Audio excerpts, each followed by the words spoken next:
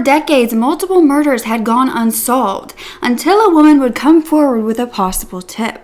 She claimed that since she was a child, she was very suspicious of her own father. She believed her dad was a serial killer who claimed to be a changed criminal after her birth. From FBI's most wanted to the perfect husband, father, and author. But it was all a cover-up to get away with murder. Until, of course, his own daughter exposed him. You are such a genuine gem. It is October, meaning you will get podcast-length episodes every single Sunday.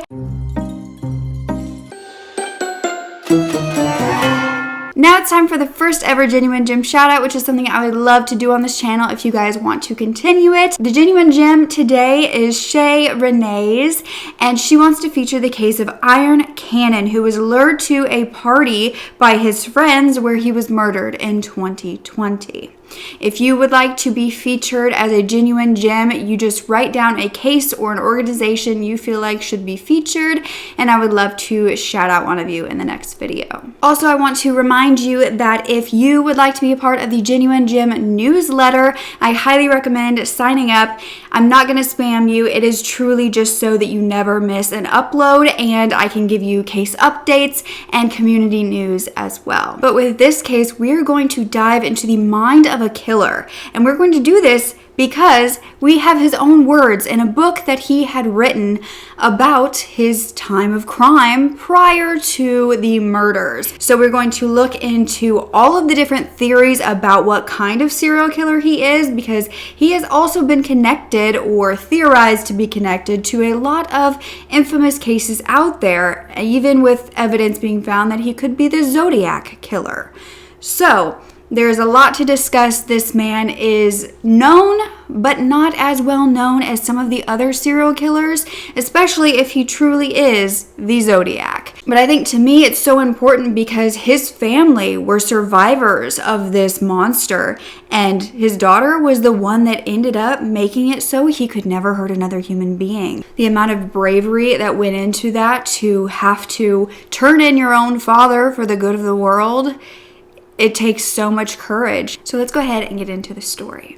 So it was 1980 in Wisconsin, and 19-year-olds Timothy Hack and Kelly Drew were headed to a wedding reception on August 9th. The two were dating. They were high school sweethearts. They had their whole life ahead of her.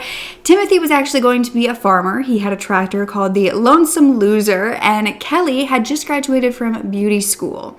They had headed to the Concord House, which is where this wedding reception was going to be held.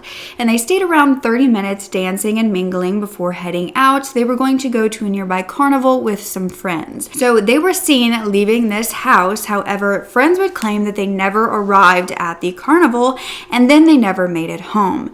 So the search for the couple would lead to Timothy's car being found in the parking lot of that Concord house where it was parked for the reception.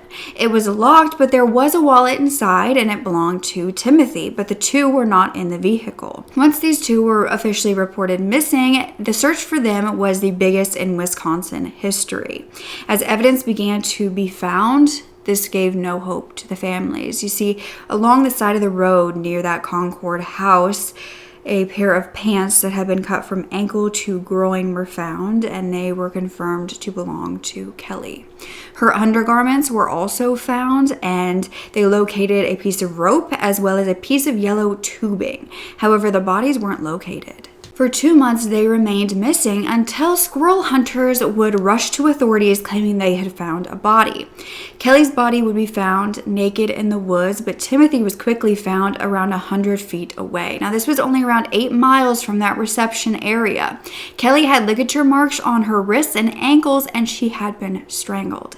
Timothy had been stabbed in the chest and the back, and it was then discovered that Kelly was SA'd as well. While investigating who would have wanted to hurt this couple, investigators were unable to find anyone who seemed to have a motive, especially not anyone who actually knew them. So authorities began to look at the staff at the Concord house where the wedding reception was held, the last place that they were seen. And one man stood out to them. This was a handyman who worked at the house and the campgrounds next to it. This man had been seen with a bloody nose the same weekend the couple went missing. So investigators questioned him and found that his name was Ed. Ed said that he never really went into the Concord house, he more worked on the campgrounds. Ed claimed that he had this bloody nose because he had gotten it during a recent deer hunt. It was odd timing, but investigators had no proof otherwise. So Ed was released. He was a free man, and for the next 3 decades, the murders deemed the Sweetheart murders would go unsolved. But 29 years later, in 2009, investigators received a tip from a seemingly solid source. A woman named April Balacio claimed that she knew who killed the Sweetheart couple back in 1980. She reached Detective Garcia and told him that he might think she's crazy, but that she had a tip. Detective Garcia didn't really think that this was credible from the beginning, but he still listened to what she had to say. And then he realized that the man that she was incriminating had been spoken to in their case and was in their system. You see, April believed it was her own father. April was the oldest child of 4 and claimed when she was a child, she remembered one night her father had come home with a bloody nose and cuts on his face. He had told the family that he had gotten into a fight with somebody. However, when the police arrived to speak to him, her dad did not give the police the same story, saying that he had gone hunting. Now, April knew it wasn't even hunting season. 2 days later, she said that she was woken up in the middle of the night by her father, who told the whole family that they were moving. Looking back, April realized that her father had worked at the Concord house, the location of the last sighting of this couple. Her father was Ed, that same Ed that authorities spoke to all those years back, Edward Wayne Edwards. And he continued to talk about those murders after they moved. When these memories started cropping up for April from her childhood, she began to look on Google for different cases in that area where something may have happened.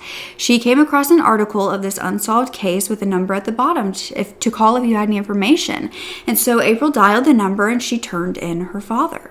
Investigators would find that Ed did move his family in September of 1980, shortly after these murders and after he was questioned. But what investigators back in 1980 had failed to acknowledge about their only suspect was that he already had a lengthy criminal history. You see, Ed was born in Ohio in 1933 and was raised by nuns in an orphanage. By the time he was a teenager, Ed was held in a juvenile detention center. However, once he was 18, he was allowed to join the U.S. Marines. However, he was honorably discharged after going AWOL. After this, he was working odd jobs, and his career as a criminal really began. Now, during a jail stint in 1955, Ed actually escaped the jail and began robbing gas stations around the U.S. He was on the run for years, and in 1960, he was arrested on suspicion of impersonating a federal officer in Oregon. But he also escaped from that jail before they realized that he was a fugitive, and in 1961, he was placed on FBI's most wanted list. The next year, he was captured as the FBI cornered him in his apartment in Georgia, and he was imprisoned in Leavenworth, Kansas, a maximum security prison. However, 5 years later, he was paroled due to claiming that a guard in Leavenworth had completely reformed him and he was no longer a criminal. He would get married once he got out, and he wrote an autobiography called The Metamorphosis of a Criminal in 1972. This book is available today to read in its entirety, and man, does it have some interesting ideals. Ed Wayne Edwards appeared to be very introspective about his childhood and the reasons that he was the criminal that he was. And so I actually read the book in its entirety, and I'm going to go over some points that he spoke about, especially about his upbringing, which is very interesting and very traumatic, to be honest with you. So Ed would write in his book that with his wife's support and the support of his parole officer, he had gone through this metamorphosis and it was a changed criminal. He wanted to write this book to point out to the youths that it is easy to get into trouble, but it's hard to get out of it. And also to point out the tremendous need for communication between a parent and a child, and to emphasize how sorely needed the words, "I love you," are. He said, just as there is no substitute for discipline, there is no substitute for love. And he also speaks of the awful conditions existing in correctional institutes and the dire need for reform and rehabilitation services. So Ed would write that he was born Charles Murray, and he didn't learn who his birth mother was until he was about 16 years old. You see, Lillian Myers had told him that she was actually his aunt, but this was his mother. The year after Ed was born, Lillian had been sentenced to grand larceny after stealing $100 from the woman who paid her to be the housekeeper. This was Lillian's first crime, and she was sentenced to 1 to 7 years. Now, Lillian was released the next year, but with no support, she would ask for that help by harming herself, and she would shoot herself in the stomach, and this actually ended up killing her. So after this, Ed was adopted by Mary Ethel and Fred Edwards and was renamed Edward Wayne Edwards. When he was 4, his adoptive mother, Mary, found out that she had MS and didn't think she could take care of him very well. Her husband, Fred, was said to have a drinking problem, and so they decided to send Ed to an orphanage at around 7 years old. Now, what I think is important to point out is that this book is all from Ed's perspective, and we don't have certainty in the facts. We have his perspective, and he also would later claim to be a compulsive liar. So take this all with a grain of salt, but in his book, he said when he went to this orphanage, he met Sister Agnes Marie, who would allegedly tell Ed that this was going to be his new home. She was going to be his mother. Ed wrote that the nuns in the orphanage would abuse him physically and emotionally. He was not allowed to cry or was threatened to be sent to the baby cottage and put diapers on him. Punishment at the orphanage was beatings on the bottom or the hands with a stick, and Ed said that bedwetting was forbidden and he couldn't stop doing it, and he would have to stand out in a cold shower or outside with the kids all yelling at him that he was a bedwetter. He said that his adopted mother, Mary, would come to visit, she would bring him candy, and then it would all be taken away and given to the other kids because he was in trouble for the bedwetting. Now, at 7 years old, he would run away from the orphanage for the first time. He stopped to sled with some kids, and he was spotted by the orphanage priest who did return him, and he was beaten as punishment. A month later, he ran away, made it to his adoptive grandmother's home, who returned him. He said he made about 15 attempts to escape, and in 1944, when he was 11, he was asked what he wanted to be when he grew up, and that he said he was going to be a crook. A good one. Ed wrote that stealing brought him attention and stealing would be his life. One of the nuns actually told his grandmother that he needed help and by a psychiatrist because he was such a bad influence on the other boys that they couldn't have him around, so they actually kicked him out. The next year at 12 years old, Ed went to live with his grandmother and began public school. But the behavior from Edward didn't stop just because he was out of that orphanage. He had gotten what he wanted. He was back home, but he was still stealing money, cigarettes. He was learning about deception and how good he was at it. You see, he had once answered at the door to a woman who was asking for money to buy flowers for a funeral for one of her loved ones. So he got an idea and he began to go door to door asking different people for money, saying that his grandmother had just died and he wanted to buy her some flowers. Ed then began to steal larger items. He was being picked up by the police. He was fighting, and he had what he described as an uncontrollable rage. Around this time, his adoptive mother, Mary, told Ed how sorry she was that she couldn't take care of him, and then shortly after, she passed away. So Mary's mother, who was his grandmother, whom he lived with, began to tell Ed a little bit more about his adoptive father and why he wasn't living with him. Ed was told that he didn't go to live with his adoptive father, Fred, because when he was first adopted by them, Fred would be very abusive of Mary, even in front of him. Ed said he didn't remember any of this. Now, Ed would then be expelled from middle school after a group of children were said to be vandalizing the church, and Ed was often going to that church. Now, Ed said he didn't actually go during that weekend that it was vandalized. He had gone swimming that day. However, these were his friends. He was deemed to be the mastermind, and he was blamed. So after this, he stopped school at around 6th grade, and he then got a job at the local bowling alley.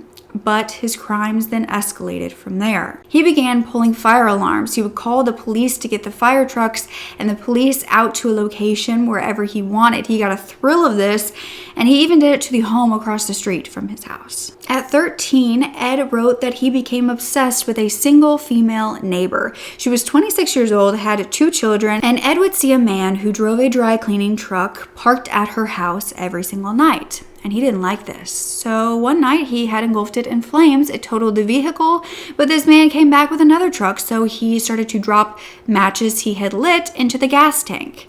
Thankfully, nothing happened that time, and Ed actually gave up. Later on, a detective would come to Ed's grandmother's home and asked to speak to Ed. He asked him what time he had gotten in the night previously, and he had been drinking out until 3:30 a.m., but he told the detective he was home by 7 p.m. The detective told him he was tired of all of his lies and that his grandmother couldn't control him, so he had to be taken to a detention home. From there, he was taken to what was said to be a boys' school to learn trades, but this was actually the Philadelphia Protectory. He was 15 when he was taken there, and he realized that this was a reform school for boys who had committed crimes. Ed found this place is very difficult to run away from, but not impossible. Although if they were caught running away, they actually had to sit outside for the next 30 days. So after a year in the school, Ed would get a job at a dairy farm where he was working during the day, coming back to the reform school at night. But one day he decided to escape on the freight train back to his hometown. He went to different stores. He was using his adoptive family's names. For about 2 weeks, he was just on the run, but the police caught him in his hometown of Akron, Ohio, and gave him back to his grandmother, who then sent him back to reform school. There, he started learning from the other juveniles who were criminals how to hotwire a car, how to forge checks, how to avoid being caught by the police by setting a false alarm away from the crime scene. Almost a year later, Ed was offered a year probation at a farm where he would actually live there and not have to come back to the reform school. He had gone to this farm, he was there working hard for a while, but eventually he also ran away. He was 16 at this time. He went back to his grandmother's home, and the petty crimes continued. So he was sent to a boys and girls detention center, and he would run away with one of the girls who were there at this time, and he would sign up for the Marines while he was on the run. He ended up being caught and was sent back to the detention center, but because he passed the test to be in the U.S. Marines, he was released to go and do so at 17. Little did he know that Congress had just passed a bill not to let 17-year-olds be sent into combat. So Ed would have to go back to his hometown in Ohio, but he didn't have to pretend like he did that he had gone to the Korean War and fought, and now he was back on a 30-day leave. He sewed ribbons onto his uniform, and he absolutely loved the attention this got him. In reality, he was AWOL, wearing this uniform to receive free things and praise. While traveling, Ed would steal a vehicle and be sent to jail after confessing. But then he told the officers that he was actually in the Marines, even though his fingerprints weren't in the system. He was turned over to the military authorities, where he vowed he would never again commit a crime. But he told himself that if he ever did commit a crime, he'd plan things so thoroughly that he'd never get caught. That's when he was dishonorably discharged from the Marines and faced 5 to 15 years in prison. Instead, he was given 5 years of a suspended sentence, so he was released. At 18, he began to look for a real job, lying on his resume and to his coworkers about fighting in the Marines. He admitted in this book that he was a compulsive liar, and he felt like he was doing nothing wrong when he would lie. In fact, he told so many lies that once when he was ill, he was taken to the Veterans Hospital, where a psychiatrist named Dr. Miller called him out on his lies. He actually said, "We know that you've been dishonorably discharged, but we're going to help you if you will allow it." And Ed said that that is where he realized he had a problem. While at the hospital, he actually had a girlfriend named Linda who would call him and confess to being raped during this time. Now, I mention this because Ed would go into a little rant about rape, and he would write that rape was a crime he never had any use for. He believed that it was unnecessary, that there were too many women around who will go to bed with you for asking. But due to hearing that his girlfriend Linda was raped, he fought to get out of the hospital, literally fought the staff, and was taken to the mental ward in the hospital before being released. When he got out, he would find that Linda wasn't actually raped, but was dating another man, and he actually attacked her in their home. She was screaming, hitting, kicking, her eyes were swollen shut, and she started crying, so Ed said he stopped, but told her if she did it again, he would cut her head off. When Linda finally told Ed that she wanted to go back to her home, he told her that she could, but Ed then admitted in his book that he would rape her first. Over this time, Ed would get all sorts of different women to leave their hometowns that he was traveling through and run away with him. And then he would often ditch them in the next place that they landed for another woman. Eventually on his travels, Ed was taken in by the Norristown, Pennsylvania police when they believed that his car was stolen. The FBI then showed up at the jail where he was being held, saying that they were looking for him and that he had actually stolen 3 different cars after being given a suspended sentence in Philadelphia. He was taken to prison and charged with impersonating a Marine and interstate transportation of a stolen motor vehicle. He pled guilty, but then he was given 2 years. And the psychiatrist in this prison actually asked Ed if he had ever had psychiatric help before. And Ed spoke about how he had been given extreme psychological tests as a child, but no one could ever figure him out. He said that he actually hated psychiatrists because he could fool them with such ease. During his time in this prison, Ed spoke about how he planned his crimes more deliberately and cold-bloodedly, as well as sticking to federal crimes because he preferred a federal prison. In 1954, 21 years old, Ed then was out of prison, got a job as a PI of all things, but he was arrested in Akron, Ohio, his hometown, for kidnapping. This was a woman named Betty who claimed that he had brought her from her hometown to his hometown at gunpoint, and he then claimed she had come on her own free will after he had asked her. While being interrogated, Betty would actually admit that she left her husband and took her daughter to be with Ed, but now she just wanted to go back. But when this arrest of Ed occurred for the kidnapping, he was actually found with a stolen radio, and so he was charged with burglary. Though in March of 1955, he escaped the prison once again. During this time, he would write about being a pimp, selling the women that he met for sex. He also said he proposed to about 50 different women at one point, manipulating them all until he was sick of them, and none of them had turned him down. But he said that his first real love that he ever felt was a woman named Jeanette that he met that year, and they got married. And he said that even though it was real true love, it still didn't dissolve his need for sexual conquest. But Jeanette didn't even know his real name at this time. It was only after they married that he told her, and she said that she guessed that most of what he was telling her before wasn't true. They then began to commit armed burglary together, with Jeanette at the wheel and Ed going into these gas stations without a disguise because he said he was seeking recognition. He said that he was Ed Edwards and he wanted the world to know it. But around this time, Ed started to use a gun in these robberies. But Ed wrote in his book that he vowed to only pull the trigger if he was pointing at the victim's legs. He said, even though I was a crook, I still had my own moral code. I didn't want to physically harm anyone or to steal from an uninsured place of business. I wasn't interested in harming individuals. To me, the name of the game was recognition and money. Now, around this time of these robberies in December of 1955, Jeanette actually announced that she was pregnant with Ed's baby. They were being named the Westside Bandit, and all the newspapers at this point, they were getting away with it. And Ed would write that robbery was now my chosen field. I didn't want to do anything to jeopardize my chances of success in my profession. I set high standards for myself. If I felt that my control wasn't exactly what it should be, I wouldn't go through with the job. I was terrified of causing anyone physical harm, and I knew that under adverse conditions, I often reacted violently. After a robbery they committed in Billings, Montana, a detective actually visited a local hotel where Ed and Jeanette were staying, asking Ed to come down to the station. Jeanette was escorted with them, and Ed told Jeanette exactly what to say. That's when Ed was identified by a man that he had burglarized, and Ed ended up telling the police that it was him, but his wife had no idea who he was, and he didn't want her implicated in any way. He then said he would tell police the story, but that Jeanette needed to come and sit down so she would listen to it and get the story firsthand from him. So detectives brought Jeanette into the room, and that's when he said, "My name is not James Garfield Langley. It's Edward Edwards."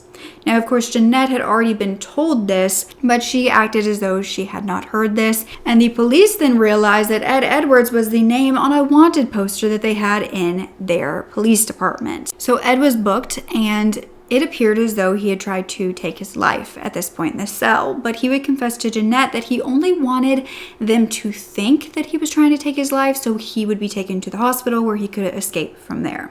But instead, he was sentenced to 10 years at 23 years old, and Jeanette gave birth to a boy.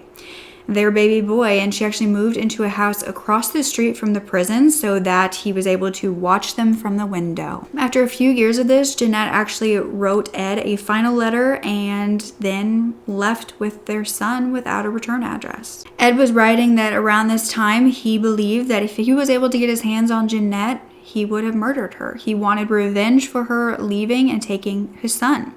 And this is when he began to plan his escape from the prison. He began making a tunnel out of his cell. However, this was found. It was covered. He then began to build a ladder and was close to being done when it was also found. And then he received the divorce papers. In 1959, after 4 years of being in that prison, Ed was extradited to Portland to stand trial for 2 armed robberies he had committed there. The judge then dropped the charges from armed robbery to unarmed and sentenced him to 5 years probation. He would then break his parole after he decided to go and find Jeanette and make her pay for what she had done. He wrote that he had found out that she was remarried, so he started to call her relatives to find out where she was, and then he headed there. And he actually was watching her through the window when he saw his son, and he had doubts about what he was about to do, so he left. He left Jeanette alone, thankfully, and went on to be with a woman named Marlene. He told her that he had worked for the Criminal Investigating Department and he dealt with communists, and he told her he wanted to marry her, but they would have to act like he had just finished doing time for a crime he committed years ago, because they had to stop by his parole officer's office to basically get the officers okay with them getting married. Marlene didn't really ask any questions, and so they ended up getting married and being happy together, with her believing that he was a part of law enforcement. And so by 1960, Ed was married to Marlene, and Ed was caught for pulling fire alarms to create false alarms just like he did as a kid. But when he was brought in for this, he was also questioned for a murder that had happened recently nearby. Now, a man had been shot and a woman had been kidnapped from a lover's lane. This was Larry Payton and Beverly Allen, who were both 19 years old. Larry was found in his car, stabbed repeatedly, and a month later, Beverly was found raped and strangled. Ed was seen at the crime scene while investigators were there, and he had also a bullet hole in his arm when they arrested him. He said it was from a buddy who had accidentally shot him, but a neighbor said that wasn't true. She actually treated him, and he said that he was riding with the police. He was in a ride-along, and he got out of the car at a crime scene and was shot. But Ed had made a point to call his probation officer and tell him that he had been at the scene of the crime when investigators were there putting up the yellow tape. Investigators believed that he was guilty of something, that he was involved in this murder, and they were demanding that he tell them where the girl was, because at this time, she was still missing. So while he was being held on bond, he had a friend call and pretend to be his probation officer to get him released. Somehow this worked, and he was on the run once again. Before they could rule him out in that murder, he was already gone. So in 1960, he was placed on FBI's most wanted list, and Ed would write that around this time, he had a few close calls with different investigators. Once, he was asked to identify a robber at a robbery that occurred where he was working. Then he had gone into the police department there, and he actually saw his picture on the 10 most wanted list, but nobody identified him. Right after that, he decided to leave that town and travel with Marlene. He said that he was nervous about being caught, but he was proud he was being acknowledged as a master. In November of 1961, the FBI got close to Ed and planned to arrest him inside of his home. However, when they showed up, they broke down his door. They only found his cat. Ed would write that he'd actually seen whom he believed to be an FBI agent at a bar nearby their home, and so he had gotten out of town with Marlene 8 minutes before they broke into his house. What the FBI didn't know was that he had actually gone back to his hometown of Akron, Ohio after traveling all over the country, and he robbed another bank while there. In January of 1962, he was actually caught in Atlanta and confessed after denying for 15 minutes. But he was only confessing to the robberies and not to the murder that he was a suspect of. His DNA was then taken to be tested against the murder on Lover's Lane, and it was found not to be a match, but he was still going to be charged with the escape and the robberies. Ed then tried to escape jail once again with 14 sheets knotted together and a saw blade to cut off the bars. This was foiled, and meanwhile, his wife Marlene was also being held as an accomplice because she was helping him allegedly with the robberies, even though Ed told the police that she believed he was working for the government. While being transferred to another jail, Ed would tell Marlene that he was going to escape and he was going to send her money for bail, and Marlene at this point told him that she was pregnant. This attempt to escape failed as well, and so Ed finally took a plea deal saying that if his wife was released, he would plead guilty. So Ed ended up asking the judge for leniency, but was told that he had had leniency his whole life and didn't deserve it. So he was sentenced to 15 years for robbery and 1 year for attempted escape. Now Marlene would heartbreakingly lose the baby, but Ed would be taken to a maximum security prison in Leavenworth, Kansas, where he would serve his 16 years. This is where Ed said in his book that everything began to change. He was taking classes on carpentry, bricklaying, plumbing. He had finished school because he had been expelled in 6th grade, and he was changing everything about himself. 3 years in, he said he received his high school diploma, then his associate's degree, and then he was released on September 20th, 1967, after 5 years in. At 34 years old, he would receive 9 years of parole. Now, in July of 1968, he married a woman he had met named Kay, and Kay became pregnant on their honeymoon, and the next year they had their daughter, April, and then 3 more children. Ed would write in his book, "As I said, I'm not proud of my past, but I am not going to go off in a corner and close the door of my life and become a vegetable just because I used to be a criminal. Today, I hope that people will accept me for what I am as well as for what I used to be. I hope they will give me a chance to prove myself, to show that I can and am a responsible citizen of the community." Now, his publishers wrote that ever since Ed's release, he had been living a responsible life as a law-abiding citizen, that he made a successful readjustment in life. So Ed became a motivational speaker. He was asked on TV shows, and he was preaching to churches, to police departments, to schools about how he had transformed his entire life and how he was just a good person, a good father, a good husband, and now a successful author as well. But it turned out that 8 years after writing that book, claiming to be a changed man, Ed Edwards had brutally murdered a teen couple, raping the female. Number 1, what is your name, please? My name is Ed Edwards. Number 2. My name is Ed Edwards. Number 3. My name is Ed Edwards. And here is the extraordinary story of Ed Edwards. I think you'll find it profitable. It says, I, Ed Edwards, was once on the FBI's list of the 10 most wanted criminals in America.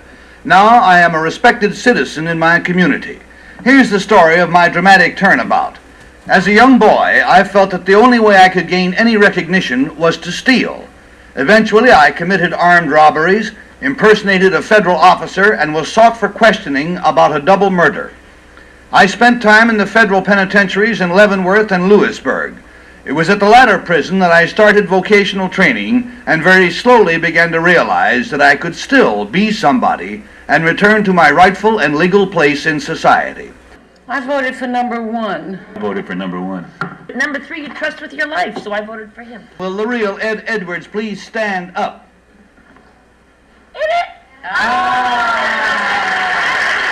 April, his daughter, who had turned her father in, would tell police that Kay and Ed got married the year after Ed was released from Leavenworth. She had been a school teacher, but after the marriage, she was actually so controlled by him, she wasn't allowed to teach. They often moved around the country so often, they would pack up overnight, and everywhere they went, Ed would make friends with the local police. He would invite them over for barbecues and drinks.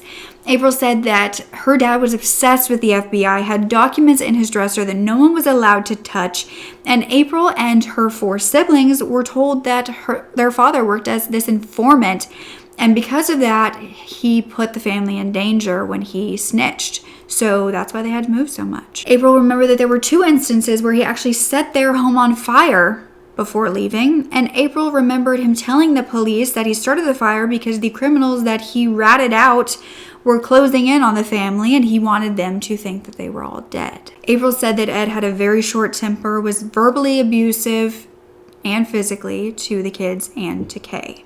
But April had moved out right after high school and didn't have much to do with her family for quite some years.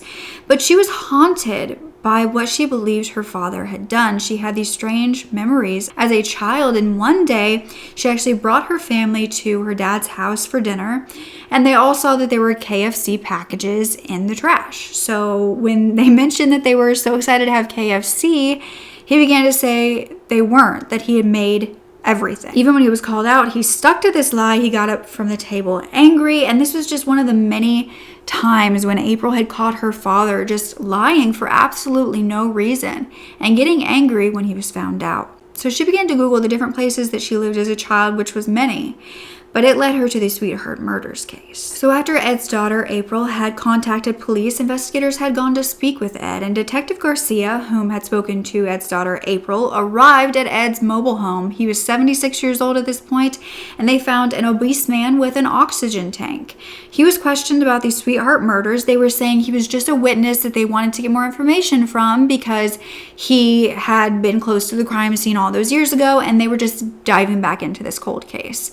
So he seemed cool and calm and collected, and he was asking more questions than he was answering. But then he started talking about his health and that he took 26 pills a day, and Detective Garcia began to get the sense that this man believed he was smarter than everyone else. Ed said he did not remember the Sweetheart Murders or Timothy or Kelly, and he had been at the bar drinking that night. He was then asked if he had gone hunting around that time, because that's what he had said to investigators back in 1980. He ended up saying no, but he had actually used his gun, gone into the barn, and he had shot pigeons, and that was the reason that he had a bloody nose. But investigators then asked for a DNA sample. They said that they just wanted to eliminate him entirely from the case, but Ed was hesitant and said he didn't know that he would go for that. His wife, Kay, was also in the room when he was being questioned, and she said he had nothing to hide, so he shouldn't have to worry about it. Ed then kind of got very uncomfortable and said he didn't want to be wrongfully convicted. He had seen that happens on TV. And when investigators looked back over at his wife, who was listening to all of this, Kay just looked very confused. She didn't understand why he wasn't just giving his DNA. But he would tell them he wouldn't be willing to do it.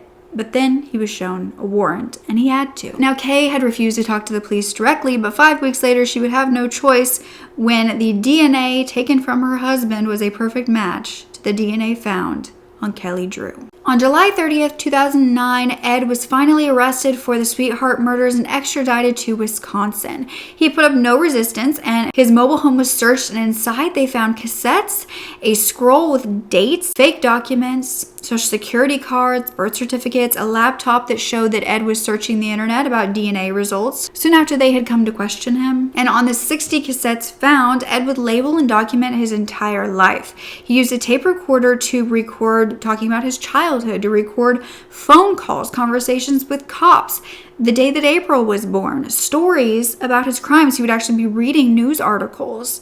April would say that her father was always recording different conversations to create drama and to put family members against each other. During Ed's interrogation back in Wisconsin, he said he felt like an idiot. 2 hours later, he admitted he knew who Kelly was, but that he had consensual sex with her.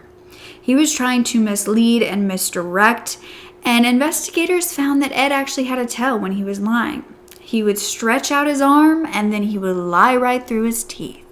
Investigators began to say that they were getting upset with him because this was all just a game to him. For the next 8 hours, all Ed said was that he had never killed anyone. April would find out that the father that she turned in was a killer, and the DNA was a match through the papers.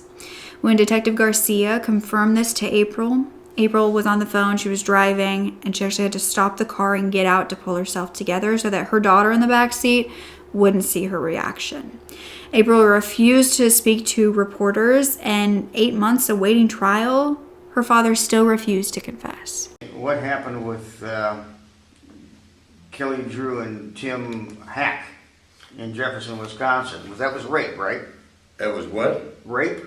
Hell no, it wasn't rape. I've never raped anybody. Well, they found semen. No. First of all, the girl and I, Kelly, we knew each other. Okay, I was doing work up there at the where the dance hall and the bar and everything are at, and doing carpentry work and rebuilding. My son was helping me, but we lived about 3 or 4 miles away in a farmhouse that we had rented, and Kelly and I had been together. It was a wedding reception, and the boy, the man, he was inside. He was arguing over a tractor. He was into tractors, tractor pulls and expensive tractors.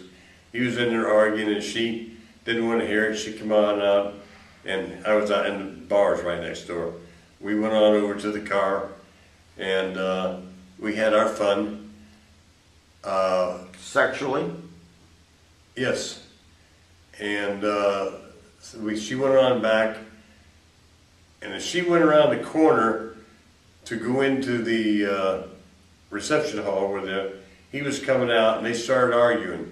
And this arguing, it progressed, a couple 100 feet down toward the end of the building, and now there's no lights down there or anything.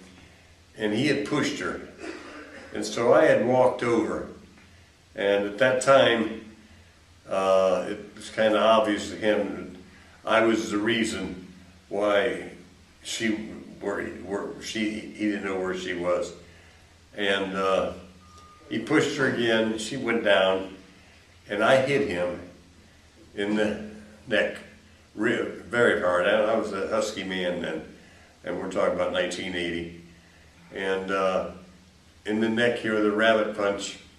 But anyways, he went down, and he stayed down, and I'm bent over to see her. I mean, because I didn't mean, my intent was not to kill him. It was just get him off of her and get him away from me. Well, as it worked out, then she started piling on me, and she's talking about he's dead, and she started smacking me and everything, so I ended up choking her right there, and that's where they both died. But I didn't leave them there. I pulled them back away from any body, because there was nothing there. It was all cows and everything out in there, and woods. And I went down, not the front way, but around the back way, got my van, brought it back around the back way, put them in the van, and drove off and exposed them in a cornfield. Now, she was not raped, and that's how that came about. But you had sex with her? Yeah, I had sex with her on 5 or 6 occasions. Wasn't there a better way to deal with that situation? Explain to police that he had attacked you and you had acted in self-defense? No. When I first of all was having sex with her, I had a family, had 5 children, and you were cheating on your wife and your family? Yes. And I had a record from way back, nothing there, but then I also had that double murder there in Norton they didn't know about. But no, that was for my lifestyle and everything. No, I just killed 2 people. No way in hell was I about to call the police out, because I wasn't from there, and I'd have been convicted. Ed was sentenced to 2 consecutive life sentences. However, he wanted the death penalty. He wrote to the Norton Police Department in Ohio, claiming he had much more to confess to, and what he had to say would make them want to put a needle in his arm. This is where the confessions began, because Ed would confess very openly that back in 1977, 17 years after the Sweetheart murders and 5 years after the book that he wrote saying he was a changed man, he had killed a couple in Sterling, Ohio. He would very openly admit that the man was a nice kid who had a problem, and the woman was in the wrong place at the wrong time. He said that on August 8th of 1977, he followed 21-year-old Billy Lavaco out to a bar. Billy then met his 18-year-old girlfriend, Judith Straub, there, and they went to a secluded lover's lane.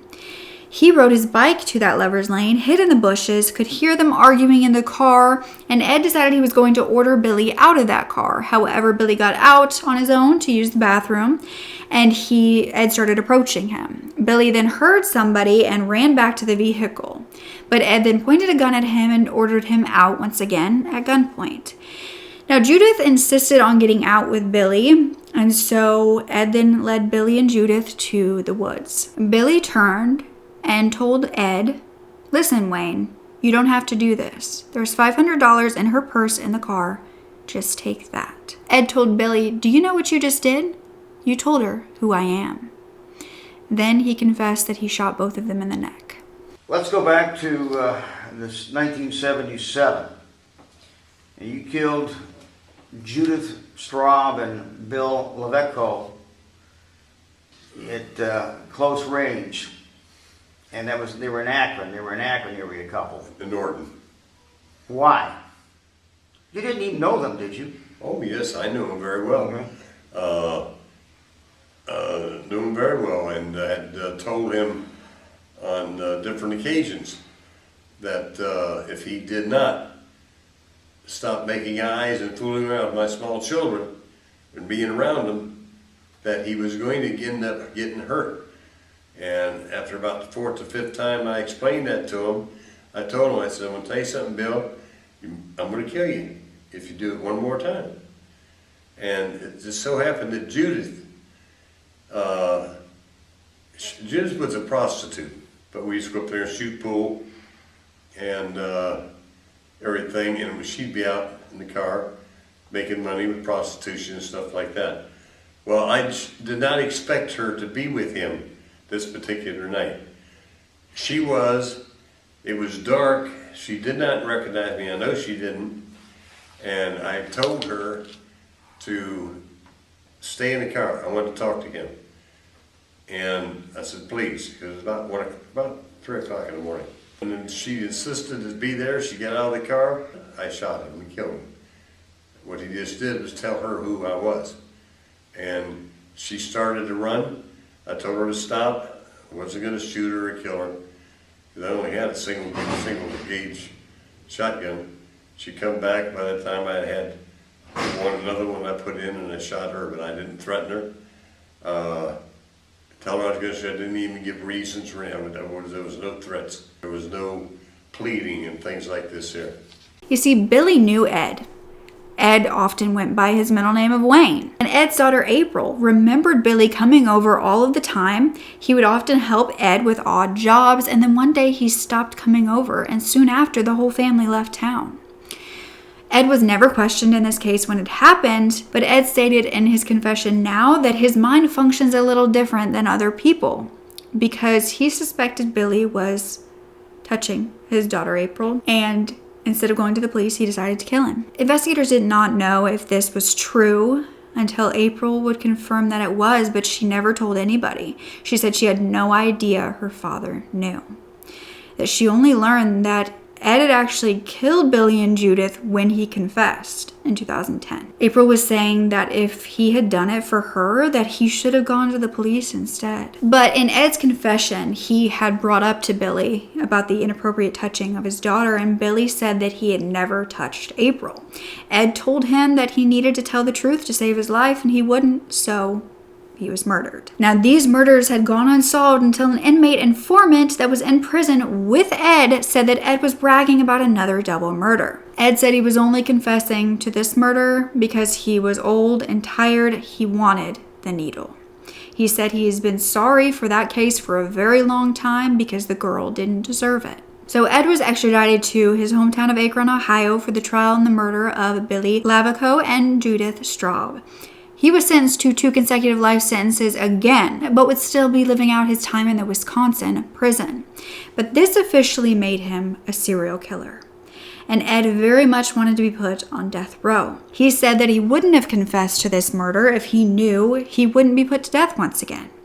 So after some arguing with investigators, Ed Edwards then admitted to yet another murder of another person, in a time period that actually allowed the death penalty to be given in Ohio. When he killed this couple, they could not enforce the death penalty, but this other murder he said he committed was in a time frame where they could.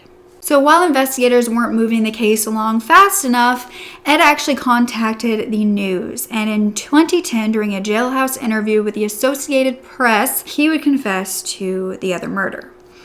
This was a 24-year-old man in Ohio. In 1993, Ed had met a man named Danny Glockner, who was a young boy without parents. He had spent most of his life in foster care. He was an adult by this point, but Ed and Kay would end up bringing him into their home. They wanted to adopt him, but couldn't because of his age, so they did end up changing his last name to Edwards. They called him Danny Boy Edwards. He was like their son. All of their kids were out of the house by then, so they had taken him in. But 3 years later, in 1996, Ed confessed that he murdered and beheaded him. Ed said that Danny began to steal credit cards and valuables, so Ed decided that Danny would be used to make them more money. You see, Ed had forced Danny to join the Army at 19 and sign up for a life insurance policy, which would be for around $200,000. Just before he was about to be deployed, he injured his ankle and forfeited his insurance with a medical discharge.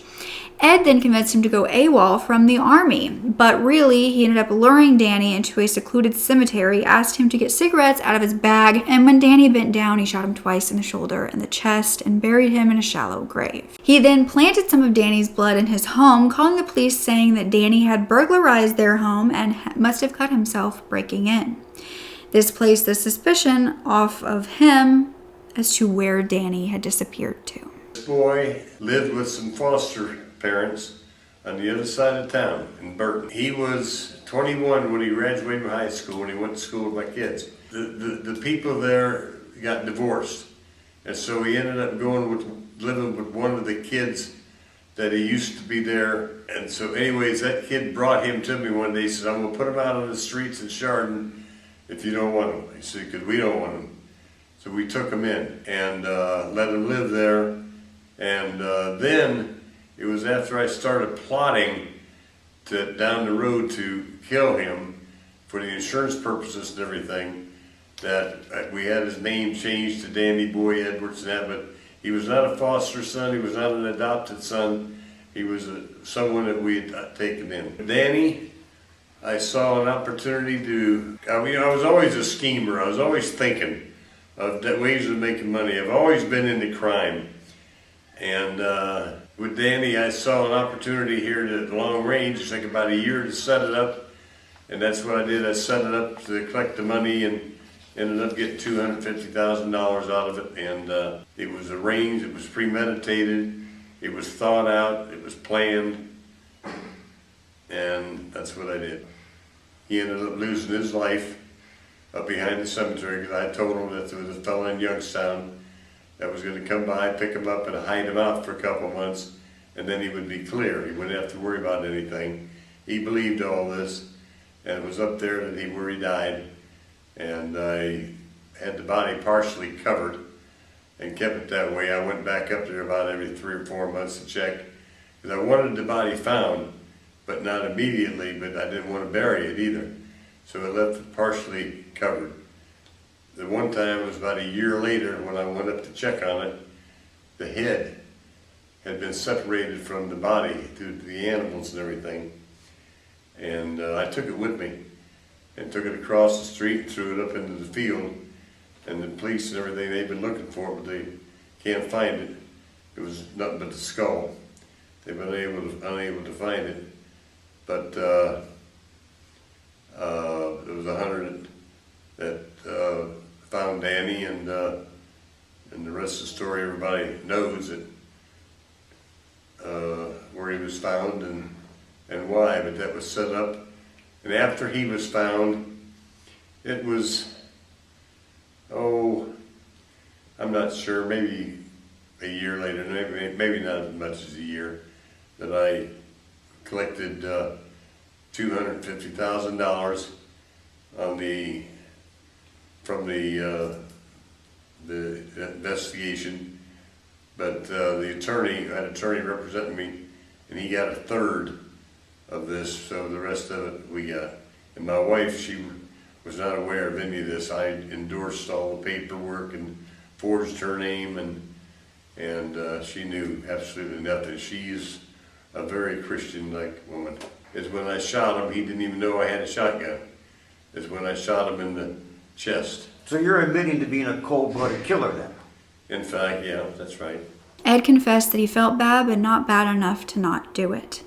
He said he would tell investigators where Danny's head was because his body had been found without his skull if they got him back to Ohio and gave him the death penalty. So when he finally got back to Ohio, he finally told investigators that he had taken skull fragments to a nearby creek of a man in town that he was trying to frame for the murder.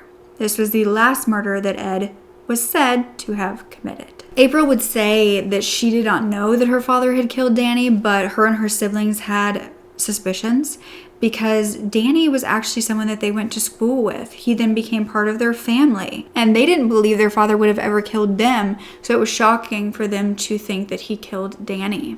But now, in prison for murder, Ed no longer thought of April as his family. He was writing jailhouse letters saying that he never wanted to speak to her again because she told investigators all of these lies. So in 2010, Ed Edwards had confessed to 5 murders, 4 of them being the couples killed on Lover's Lane and the last one being Danny, though he wrote that there were more. And April has a timeline of every single place they ever moved and quickly left and believes that there could be unsolved murders there that connect to her father. April has talked about that there is so much guilt around turning her dad in, but that the families of the victims deserve to know. But at the same time, he was still her father. It is also believed that Ed could be responsible for the murders of Beverly Allen and Larry Payton that he was a suspect for when he was on the FBI's most wanted list, but 2 men were imprisoned for their murders, but they were released early. Now this is where things get wild, and you really have to open up your mind a bit, but also be very cautious of what you're hearing.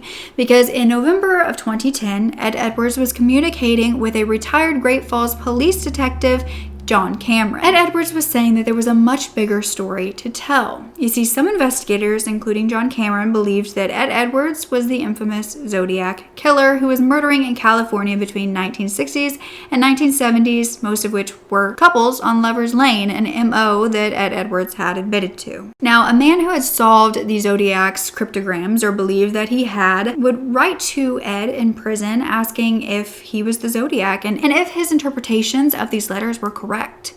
Ed would write back, "It's me." In a 2011 call between Detective Cameron and Ed, he would be asked if the book Metamorphosis of a Criminal was truthful. And he said yes, but there was a lot of information that he left out. But retired Detective John Cameron and Ed Edwards' grandson, who was named Wayne Wolf Jr., got together and began to dive deeper into what they believed were the many murders of Ed Edwards, far beyond what he was ever charged for.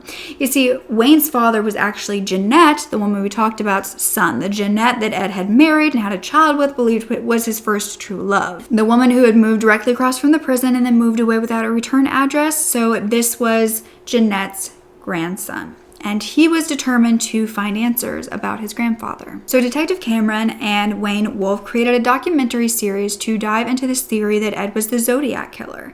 In Detective Cameron's book, he wrote that there are many things about Ed that could indicate that he was the Zodiac, including that he had no father and his mother was shot in front of him. He was a bedwetter and abused at the orphanage. He was sexually deviant at 12.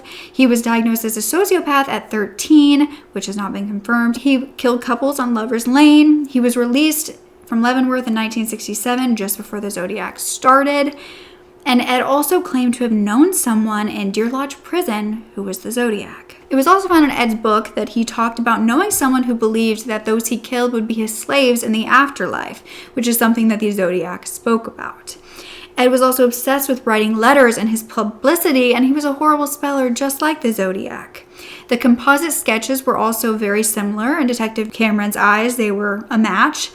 And the ciphers were said to be cracked if you used the name Ed Edwards. Now, Detective John Cameron was not the only one who believed in this theory. Michelle McNamara, the author who helped catch the Golden State Killer, also believed that Ed could be the Zodiac. This was due to one of the Zodiac survivors saying that the attacker had told him that he had escaped from the Deer Lodge prison in Montana, a prison that Ed has also escaped from. But it's very hard to believe these theories coming from Detective Cameron because he also believes that Ed killed the Black Dahlia, John Benet Ramsey, Jimmy Hoffa, Lacey Peterson, was the child Atlanta murderer, and many of the other infamous unsolved cases out there. Many people believe that most of these cases have zero link to Ed Edwards. They are simply crazy theories. These theories, in fact, are highly controversial, with the Zodiac being the most likely in most eyes. Now, April has refused to work or even speak to Detective John Cameron and doesn't believe most of these theories, but even she wonders about the Zodiac theory. And it was found back in 1993, 26 years after Ed had been released from Leavenworth and 21 years since he wrote that book claiming to be a changed man. He'd actually written to the FBI and he was requesting criminal and history records for cities in 19 states and the aliases he used. He said he was writing a book about criminals he met while incarcerated, but this just showed how many places that he lived and where they were at, and it was all over the country. But in March 2011, Ed finally got what he wanted. His execution for the murder of Danny Boy Edwards was scheduled for August 31st of 2011. He had contacted a newspaper around this time and granted them an interview, and he told the interviewer that he had always been into crime. He was always scheming and planning. So he was asked if he was a cold-blooded killer, and he said, yep, that's right. But on April 6, 2011, Ed Edwards actually died in his cell at 77 years old. Ed's daughter, April, who turned her dad in, didn't want to be any further part of her dad's case, but she did want answers, especially after he died. And so she teamed up with a journalist named Josh Dean to unravel the truth about her father in a podcast called The Clearing. Murder your father was convicted of that you helped research was when you were just 2 years old. Second grade. Second. How old were you when he committed the last murder that he was convicted of? It was in 1996.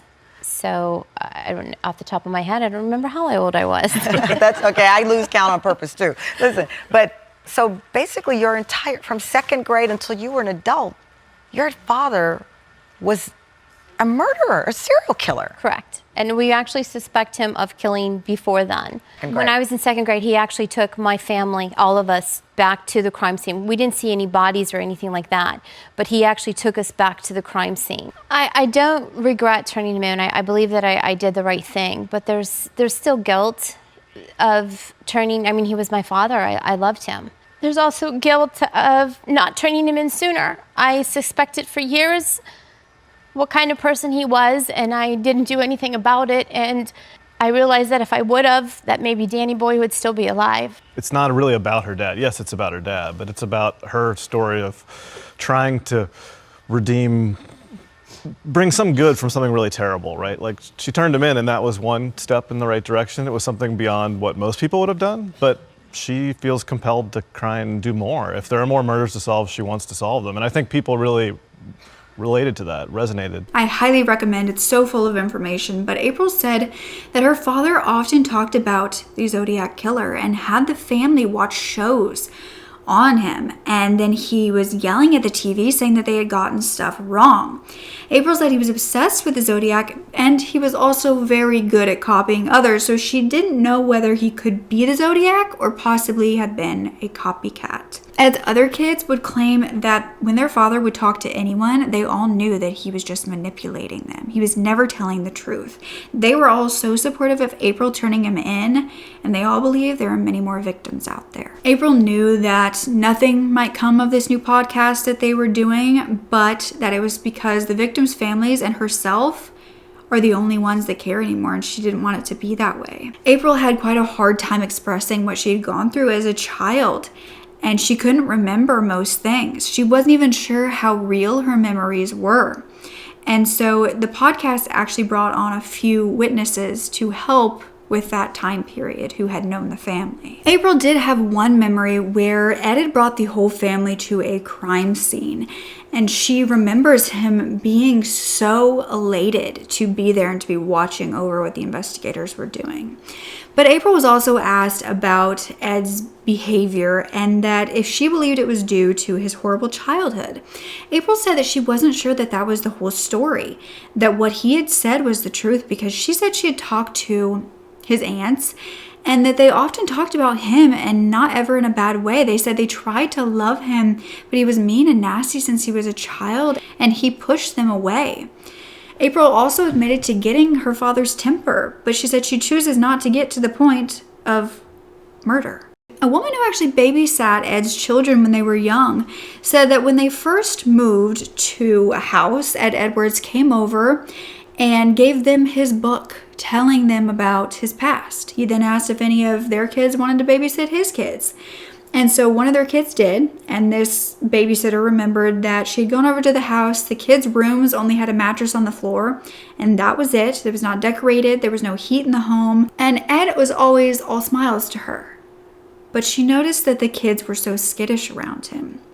And one time, she had actually seen two of the boys being hung from hooks by their belt loops in the garage, and Ed had showed her this as a punishment for the boys, and they didn't get food or water or could use the restroom for quite a long time. The babysitter said that they would see bruises and marks all over the kids and Kay, and that Kay only appeared to be a shell of a person.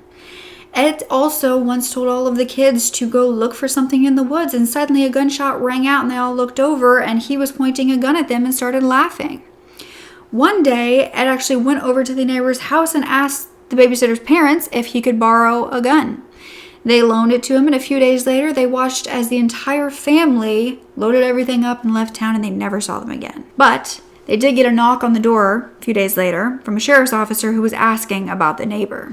They had answered all of his questions, and then a few days later, they realized that that was actually Ed Edwards in a disguise asking them about himself. So it wasn't just Ed's kids and wife that witnessed this very strange, abusive, paranoid behavior, but unfortunately no one knew this family long enough. They didn't stay anywhere long enough to get them help or to save for their victims. And I think in this case, we have to remember that along with the victims that have been confirmed to be Ed Edwards victims and the ones that haven't, his family also lived with a monster.